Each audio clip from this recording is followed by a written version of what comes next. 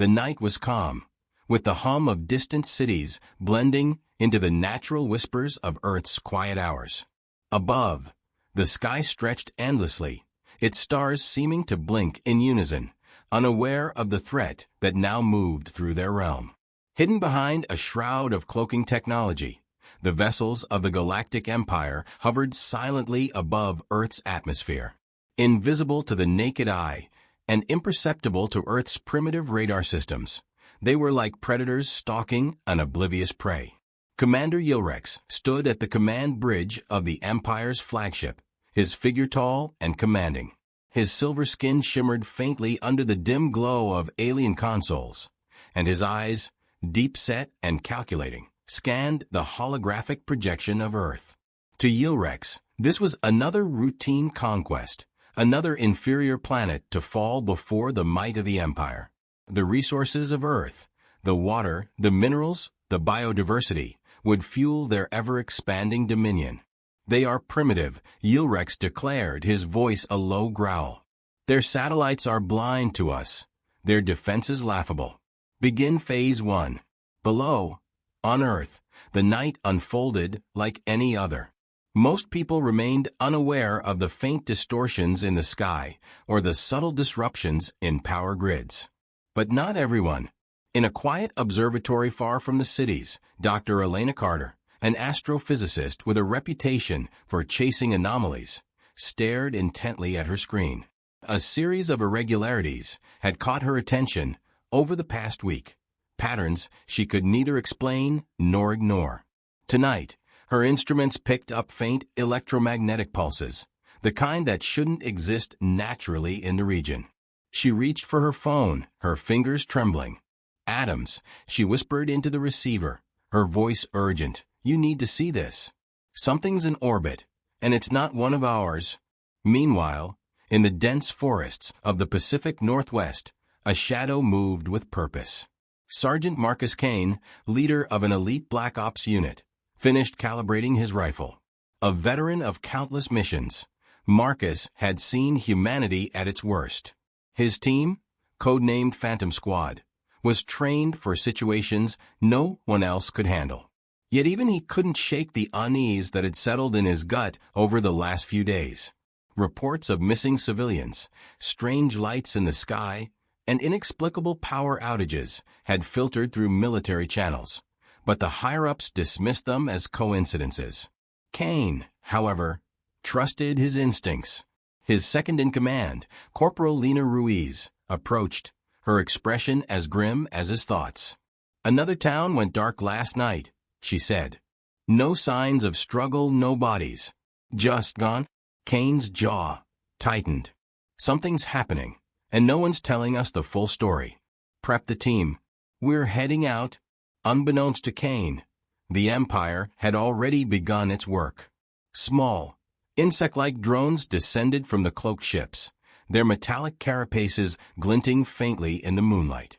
These machines, programmed to map and analyze, scuttled through towns, scanning infrastructure and cataloging weaknesses. In the sleepy town of Brightwood, the drones moved with eerie precision. One by one, the lights flickered and died, leaving homes in darkness. A dog barked, then whimpered as a flash of blue light silenced it. The silence that followed was absolute. Back aboard the flagship, Yilrex watched the unfolding operation with satisfaction.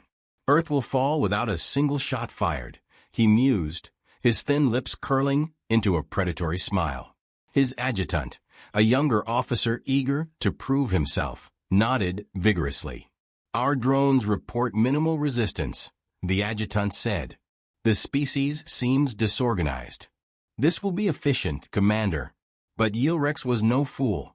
Efficient was not the same as easy. "Do not underestimate desperation," he warned. "Even the weakest prey will fight when cornered." At the observatory, Elena's call had mobilized a reluctant Adams, a government agent whose job was to bury anomalies, not investigate them. When he arrived, Elena's frustration boiled over. "This isn't a stray satellite or a comet," she snapped, pointing at the screen. "Something is up there and it's watching us." Adams sighed. "You're saying aliens?" Because if you are, this conversation ends here. Before Elena could respond, the power flickered, and a low hum filled the air. They both froze, the sound vibrating through their bones. Outside, a faint glow illuminated the horizon, unnatural and foreboding. Elena grabbed Adams by the arm. "Tell me you're not seeing this." In another part of the world, Kane and his team moved silently through the forest, their night vision goggles casting the world in green. They had been deployed to Brightwood after its sudden communication blackout. The town was eerily quiet, with no sign of life. Vehicles were abandoned mid-road, doors to homes left ajar. It was as though the residents had simply vanished. "Stay sharp," Kane whispered. "Something's off." Ruiz knelt by a set of tracks, frowning. "These don't look human. Too precise, too mechanical." Before she could elaborate, a faint whirring sound grew louder. Kane motioned for silence, raising his fist. The squad froze, weapons ready. From the shadows emerged one of the drones, its multi-lensed eyes scanning the area. It paused as if sensing their presence. Kane didn't wait. "Engage," he barked. Gunfire shattered the stillness of the night. Bullets sparked off the drone's metallic shell as it moved with unnatural speed, emitting a high-pitched shriek. Ruiz fired a well-placed shot, and the drone collapsed in a heap of smoking metal. But the victory was short-lived. From the shadows, more drones emerged, their eyes glowing an ominous blue. "Fall back," Kane shouted, his voice steady despite the chaos. As they retreated, Kane couldn't shake the realization dawning in his mind. This was no rogue experiment or terrorist tech. This was something far beyond Earth's capabilities. Whatever they were up against, it wasn't human. Back at the flagship, Ulrex's satisfaction gave way to mild irritation as a report came in. "One of our reconnaissance units encountered resistance," the adjutant informed him. "It appears some of the natives are more capable than anticipated." "Interesting," Ulrex said, his tone dismissive. "Deploy more drones. Ensure there are no loose ends. I want this planet subdued before dawn." On Earth, Kane regrouped with his team in the shadows of the forest, their breathing heavy, but their resolve unshaken. He looked at the wreckage of the drone Ruiz had destroyed. If they think we're just going to roll over, they're in for a surprise. The night was far from over, and the game had only just begun.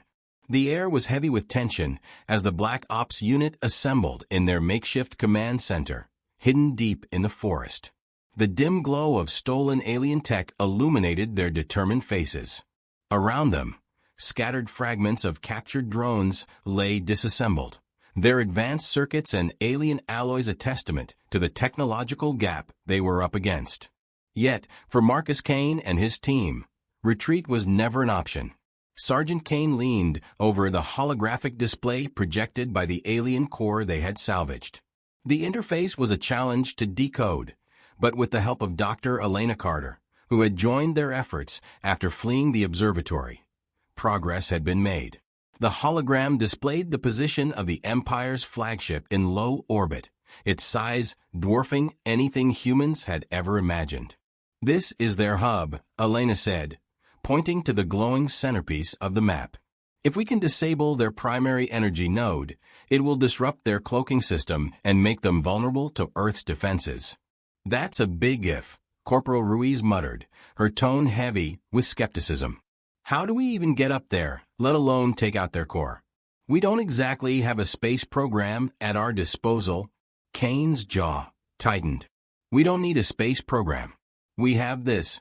He gestured to a smaller alien craft they had recovered from the outskirts of Brightwood, a sleek, metallic vehicle barely large enough to carry the squad. It had taken them hours to figure out how to power it, and even now, they weren't entirely sure it wouldn't malfunction mid-flight. "It's a one-way ticket," Kane admitted, his voice calm but resolute. "But if we don't stop them here, there won't be a planet left to come back to." Silence fell over the room as the weight of his words sank in. Each team member knew what was at stake. Ruiz exchanged a glance with Specialist Walker, the squad's tech expert, whose fingers had been working tirelessly to patch together a rudimentary interface between the craft and Earth-based controls. "I've got it functional," Walker said, his voice weary but determined. "Barely. It'll get us up there, but don't ask me about landing." Kane gave a curt nod. "We don't need to land. We just need to finish the mission." Hours later, the craft rose silently from a clearing in the forest, its alien propulsion system leaving no trace behind. Inside, the team sat in tense silence, the hum of the engines filling the cabin. Elena monitored the readings on a handheld device cobbled together from alien components and human ingenuity. "They'll see us coming," she warned. "We're fast but not invisible." "Let them," Kane replied, his grip tightening on his weapon. "The moment we're detected, we'll already be on their doorstep." True to her prediction, the flagship sensors picked up the craft as it breached the atmosphere. Alarms blared throughout the alien vessel, and Yilrex, seated at his command station, rose with a snarl. "Fools," he spat, his voice filled with contempt. "They dare to challenge us?" "Deploy interceptors," the adjutant barked. "Their craft is inferior. It won't last long." But the Black Ops team was prepared. As alien fighters streaked toward them, Specialist Walker activated the ship's limited arsenal, borrowed alien weapons they barely knew how to use. Bright bursts of energy lit up the void, and the team's sharp reflexes kept them alive long enough to breach the flagship's hangar bay. The crash landing was violent, but survivable. Kane was the first to emerge, his weapon raised, followed by Ruiz and the others. The hangar was a maze of alien machinery, and the team moved quickly, knowing reinforcements would arrive any moment. "Elena, where's the core?" Kane demanded. "2 decks down, central chamber," she replied, scanning the holographic map on her device. "But it's heavily shielded. You'll need to take out the generator first." "Ruiz, Walker, with me," Kane ordered. "Elena, stay with Simmons and keep this bird intact. We might need a quick exit." The team split, their movements swift and precise. Alien soldiers swarmed the hangar, their appearance a terrifying mix of organic and synthetic. The first encounter was brutal, a flurry of energy blasts and gunfire. Ruiz's marksmanship was flawless, her shots dropping enemies before they could react, while Walker used improvised EMP grenades to disable shields and disrupt their communications. By the time they reached the generator, alarms echoed through the corridors, a cacophony of urgency and chaos. Kane planted the explosives they had fashioned from alien tech, setting a timer. "We've got 5 minutes to make it to the core," he said, his voice steady despite the chaos around them. The explosion rocked the ship, momentarily throwing the team off balance. The lights flickered, and the shield protecting the core collapsed. Kane and his team pressed forward, the final leg of their mission a desperate sprint through alien-infested corridors. The core chamber was massive, its pulsating energy bathing the room in a harsh blue light. Standing before it was Yilrex, flanked by his elite guards. "So, these are the creatures who think they can defy us," Yilrex sneered, his voice dripping with disdain. "We're not creatures," Kane replied, leveling his rifle. "We're the ones sending you back where you came from." The battle that followed was ferocious. Yilrex's guards moved within human speed, their weapons far superior, but the Black Ops team fought with sheer grit and ingenuity. Ruiz took down 2 guards with well-placed shots, while Walker hacked into the core's control panel, bypassing layers of alien encryption. Kane squared off against Yilrex, their battle a clash of brute strength and determination. In the end, it was Walker who succeeded. "Core overloaded," he shouted. "We've got 30 seconds. "Fall back," Kane ordered, firing one last shot at Yilrex, who collapsed with a roar of rage. The team sprinted back toward the hangar, the ship trembling as the core's meltdown began. The alien craft they had arrived in was barely functional, but Simmons had managed to repair enough of it to get them airborne. As they launched away from the flagship, the vessel imploded behind them, a brilliant explosion that lit up the night sky. Cheers erupted among the team, but Kane's focus remained fixed on the horizon. "This isn't over," he muttered, watching as smaller alien ships scattered into the void. "They'll be back." For now, though, Earth was safe. And humanity, for the first time, had proven it could stand against the stars. The atmosphere inside the alien craft was suffocating, a mix of acrid metallic fumes and the pulsing hum of an advanced technology far beyond human comprehension. Sergeant Marcus Kane moved silently through the dimly lit corridors, his weapon steady as the Black Ops team pressed forward. Every sound, the faint hiss of automated systems, the distant thrum of power conduits, kept the team on edge. They had made it on board the Galactic Empire's flagship, but now came the hard part, crippling it before Earth could fall. Ahead, Corporal Lena Ruiz motioned for the group to stop. Her sharp eyes scanned the hallway, her hand signaling a nearby patrol. From the shadows emerged 3 alien sentinels, their slender forms a hybrid of organic tissue and machinery. Their multi-lensed eyes glowed faintly, their elongated limbs moving with eerie precision. Ruiz gestured silently to Kane, who nodded. In a blur of motion, the team struck. Suppressed gunfire whispered through the corridor as bullets found their mark, striking weak points the team had identified during their brief skirmishes in the hangar. Sparks flew as one of the sentinels crumpled, its mechanical body twitching. Kane took down the second with a clean headshot, while Ruiz disabled the third with a precise knife strike, severing its control circuits. "Clear," Kane whispered, his voice low but commanding. He glanced back at Specialist Walker, who was already at work hacking into a nearby terminal. The glowing alien interface pulsed with unfamiliar symbols, but Walker had developed a knack for making sense of their logic. His fingers danced across the touch-sensitive console, bypassing firewalls and decrypting alien data. "I've got a layout," Walker said, his voice hushed but urgent. A holographic map flickered to life on his portable device. "The power core is 2 levels down, heavily guarded.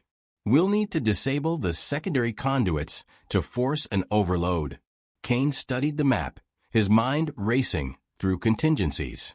"Ruiz, you and Simmons take the conduits. Walker, you're with me. We'll secure the core." "What about me?" Dr. Elena Carter's voice crackled over the comms. She was still stationed at the makeshift command center aboard the team's stolen alien craft, monitoring their progress. "You keep that bird ready," Kane replied. "If this goes sideways, we're going to need an extraction." Ruiz gave a tight nod and moved out with Simmons, disappearing into the shadows like ghosts. Kane and Walker advanced cautiously, the corridors becoming more alien and oppressive the deeper they ventured. Strange, bioluminescent vines crawled along the walls, pulsing faintly as though alive. The team couldn't shake the sense that the ship itself was watching them. As they approached the core chamber, the ship's defenses activated. Turrets emerged from the walls, firing bursts of searing plasma. Kane dove for cover, his rifle spitting precise bursts to disable the automated weapons.